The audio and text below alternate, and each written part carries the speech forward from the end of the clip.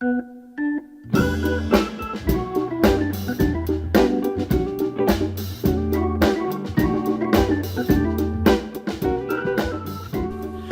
to a new edition of the Neon Jazz interview series with Kansas City drummer Danny Rojas. He grew up in rural Kansas, went to school at the University of Kansas, and he studied under the great Dan Gailey. He made his way over to Kansas City, and he is in a very busy jazz scene. Over the course of our conversation, we discussed the gigs that he's had with Everette DeVann and the Chris Hazelton Boogaloo 7, and what projects are coming up, along with many more things. So please dig this interview, my friends. I want to get an idea of what is going on with you lately with playing and everything. You know, it's funny. I consider myself very lucky. I'm working more now as a drummer than I've ever been able to work. It's just there seems to be a lot of work out there, and I've been fortunate enough to jump on it. You know, I'm doing the Boogaloo 7 is really kind of my heart right now. These guys are just amazing musicians, and I'm really into that group right now. And then I do various other things around town too. So I've been fortunate. So the Boogaloo 7 is that's a pretty cool outfit. What's it like to work with a group that is so tight and has so much history, and with Chris Hazelton and the whole dynamic? Chris is amazing, and he's just an amazing organ player, and just an amazing guy himself. He's very organized. He gives us a space to express ourselves musically, and that's really what I love about him and the band. And everybody, I think, from my perspective, we're all in the same place musically, and we all want the same things. And this band is very tight, and we're all very serious about playing music. And I actually told Chris the other day, I said, you know, this is the funnest band that I've ever been a part of. And it's true. It's the funnest group I've ever been able to work with, and everybody's very serious about what they do, and it makes things so much easier and so much fun. I had such a good time with them. Well, let's get to the beginnings of your life. Where were you born and raised? I was born in Garden City, Kansas, which is way western Kansas is where I was. So what was it about your childhood that led you to get into music, and more specifically jazz? I was exposed to just all different kinds of music as a youngster. My dad was a drummer, and he was a drummer through middle school and high school.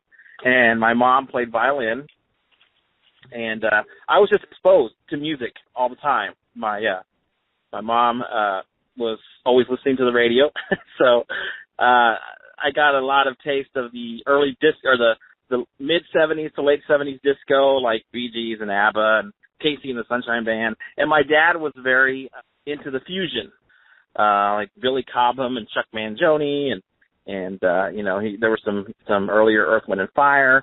I mean, he just had a mound of albums, and this was all stuff that was available to me. I was able to get a pretty good, well-rounded musical sense through my parents.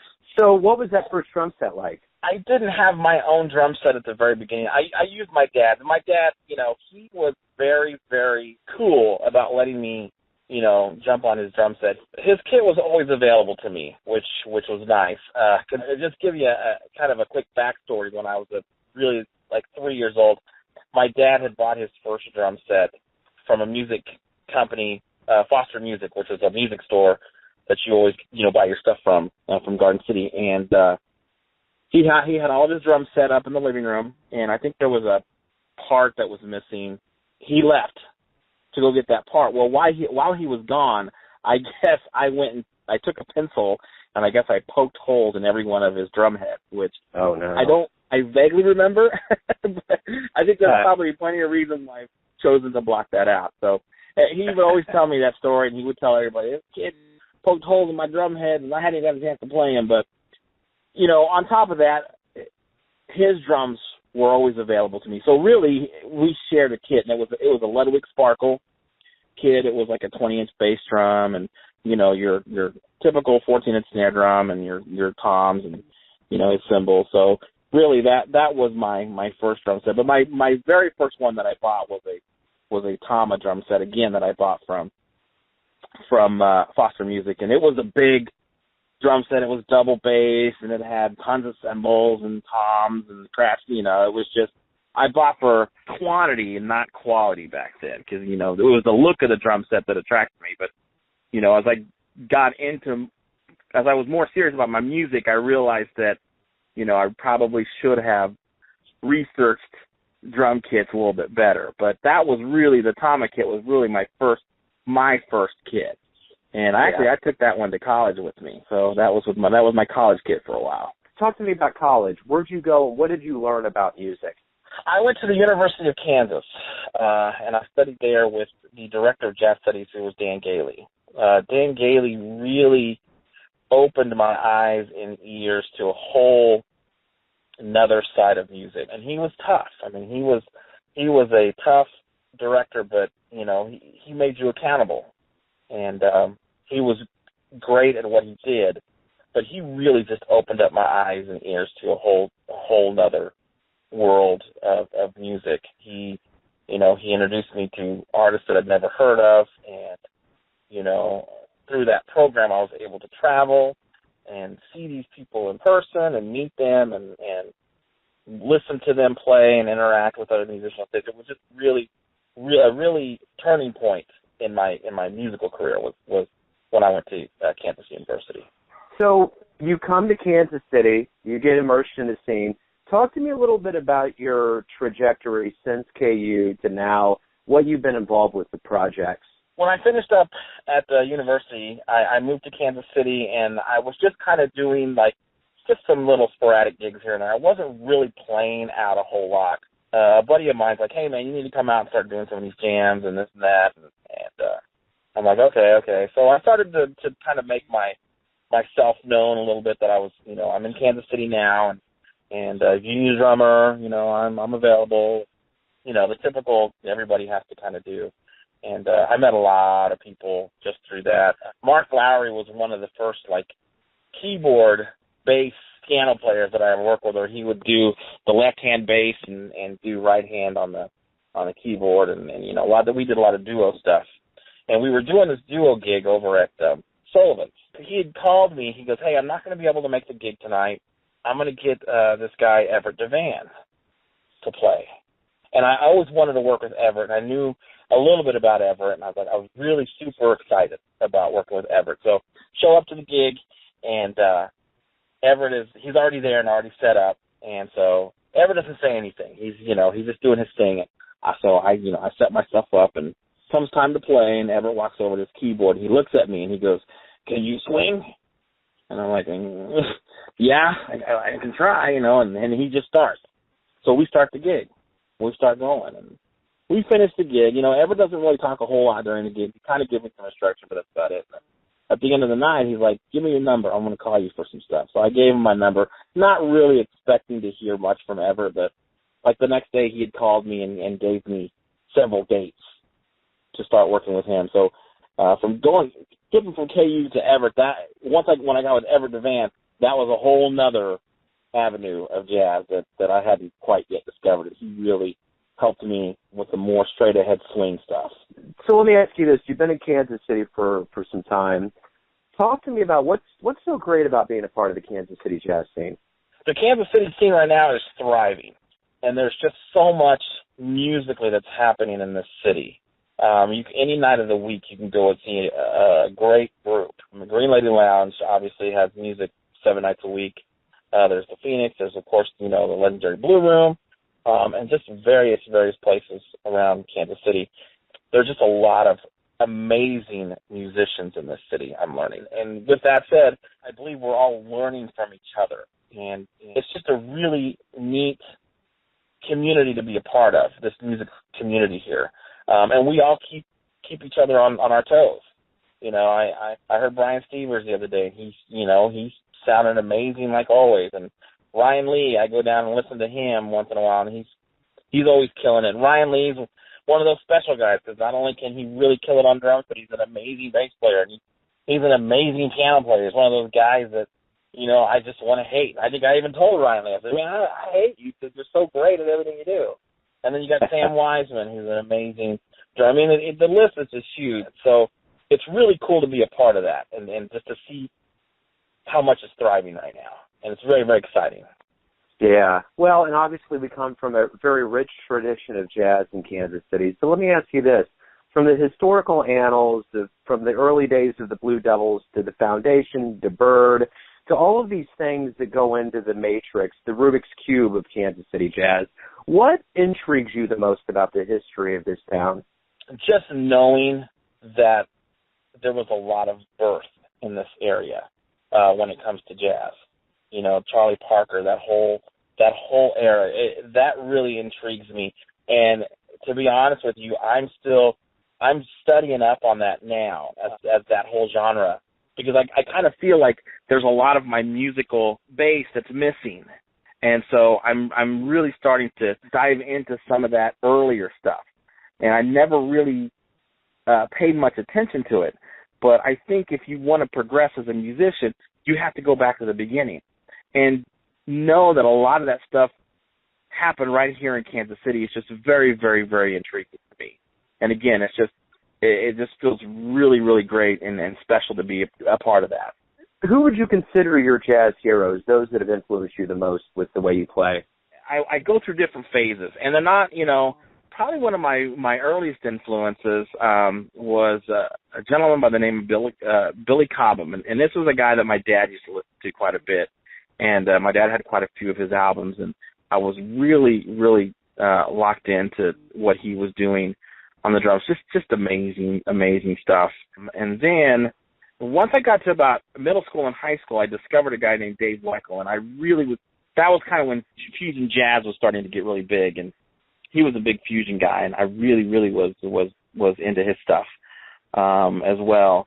But again, that's kind of where I think I missed some stuff, is because I didn't really go back and listen to some of the other stuff. But I would say two of the big musical influences will be Billy Cobham and Dave Weckl. And then I also listened to Jack DeJohnette and some of the newer guys like Bill Stewart and go back a little bit to like Art Blakely, Jones. Those guys were, I listened to on occasions, but I didn't really study them like I really should have. But I would really say that Dave Weckl was probably one of my biggest influences. So what's the greatest thing a fan has ever said to you? Probably one of the coolest things, and I never really thought about it, but I get it now, is I had a guy come up to me, and we're just kind of talking, maybe talking about gear, but he did say, he goes, "You just make it look so easy. You play, and make it look flawless." And when he said that, I'm thinking just the opposite, because when I sit down to play, I almost feel awkward, like I'm trying to make things work and to be comfortable. So when he said, "You just make it look so easy, and you look so comfortable behind the kit, you look so happy," that's not what I'm feeling a lot of times when I'm playing in certain situations. I always feel like I'm having to adjust my seat or my hi-hat's kind of moving. And so I think that was probably one of the neatest things that anybody said to me, that I just look so comfortable and you just make it look so easy. Right on. So why do you love jazz?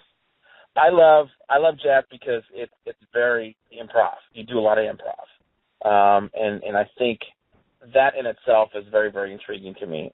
It's just all the improvisation and how you improvise, and you're really expected to do that. And I think I taught drum lessons for a little while, and I just kind of thought that everybody could improvise. I thought that was just a gift that everybody had. And I quickly realized that wasn't the case.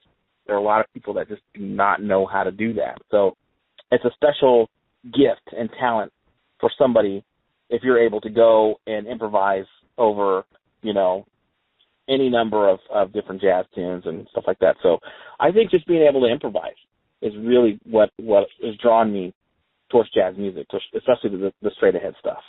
Yeah. So are there any albums or projects or anything on the horizon for you? We just finished a Boogaloo 7 Live at the Green Lady, and that's in production right now. So that's going to be great. I'm not for sure of the exact release date on that, but that's something that I'm very, very excited that's going to be coming out pretty soon. I also did a recording with Everette DeVann about a year and a half ago. That's out right now. I believe it's called For the Love of You, and that's his latest CD that was released last year. So that's that's another really cool thing that I was very lucky to be a part of. That's really, really cool. And it's just great to be, going back to that. It's just really great to be, because there's a lot of my musical peers that are doing recordings right now. Matt Hopper, who is a guitar player I work with quite a bit, he just released his album, and it's beautiful. And there's a lot of really cool things happening in that. Matt Bellinger, who's a St. Louis native who's relocated here to Kansas City, put out a CD not too long ago, and there's just a lot of really cool musical things happening. That Peter Slam, who's a Vice player, who's just killing it, and he has a CD out that I love, just love listening to it. So it's very cool. It's very cool. But yeah, we got a couple of things. We got, like I said, the Boogaloo 7 things already come out, and then the Everette DeVann For the Love of You are my two things right now. Yeah, I was there live for that live recording, and I remember distinctly going down there, and it was right before the World Series started. It was just kind of there was a cool power to downtown going on. It was a great night. Yes. So let me ask you this. Let's say we hook up in about 10 to 15 years from now, and I ask you what's been going on. Where do you want to see your career go? What projects, what musicians, what kinds of plateaus do you want to go to? 10 or 15 years, I would still want to say that I'm still playing and that I'm still working and able to do the things that I'm still doing now. As long as I'm able to work with good musicians, that's really what I'm hoping for, that I can continue to grow musically. I don't have to go on a big tour. I don't need to be seen on TV or anything like that. That would be nice, and I would definitely take an opportunity like that, but it's not something that I'm focusing on. I'm just focusing on my playing and, just trying to be a good person overall. Just, those things. I'm not trying to reinvent the wheel or anything like that. I just want to be able to continue to play drums and make music and be happy. Right on. That's good. Let me ask you this, my final question. What do you think you're projecting to the world? What do you think your persona is? How would you define who you are? Be happy. Try not to be stressful. Live every day like it's your last. Have a good attitude, and I've really been focusing on trying to have a good attitude on just not with just my playing, but just in life. And I think with a good attitude, good things happen. Good things come out of that. I think that's probably what most people would say, or hope. I would hope that he's a fun guy. He's always happy and cracking jokes, and he would help you when he can. That sort of thing. Just to have a good positive attitude and try not to get too dark. Right on. That's perfect, man. That's a great way to wrap it up. Danny, thank you for taking some time to talk with me today and giving me your jazz story. Absolutely. Thank you so much. Thanks for listening and tuning in to yet another Neon Jazz interview, where we give you a bit of insight into the finest players in New York, Kansas City, and spots all over the world, giving fans all that jazz. And thanks to Danny for his story, his wisdom, and making Kansas City that much cooler. If you want to hear more interviews, go to Famous Interviews with Joe Domino on the iTunes Store or visit the neonjazz.blogspot.com for all things Neon Jazz. Until next time, enjoy the music, my friends.